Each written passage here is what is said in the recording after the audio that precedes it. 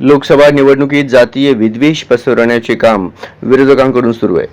जनाधार विरोधात चालल्यामुळे 2 उपमुख्यमंत्र्यांकडून मतासाठी उठसूट विरोधी पक्षातील लोकांना धमक्या देण्याचे उद्योग सुरू असल्याचा आरोप सोलापूर महाविकास आघाडीच्या उमेदवार प्रणिती शिंदे यांनी केला.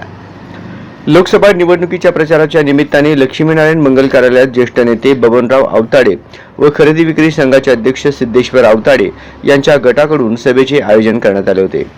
यावेळी त्या म्हणाल्या, एकट्या महिलेच्या विरोधात राज्यातील नेत्याबरोबर आता उत्तर भारतातील नेते प्रचारात आणून शहरात जातीय द्वेष पेरण्याचे काम सत्ताधाऱ्यांकडून सुरू आहे. सोलापूरला यूपी बिहार बनवण्याचे काम सध्या भाजपवाल्यांकडून सुरू असल्याची टीका केली. सत्ताधाऱ्यांनी सातत्याने शेतकऱ्यांवर अन्याय करण्याचे काम केले. यामुळे ही निवडणूक आता लोकांनीच हातात घेतली आहे. कर्नाटकातील उमेदवाराने 2,500 महिलांवर अत्याचार केला आणि पंतप्रधान म्हणतात त्यांच्याकडे बघून मतदान करा. आता अशा लोकांना त्यांची जागा दाखवण्याची वेळ आली आहे, असे त्या म्हणाल्या.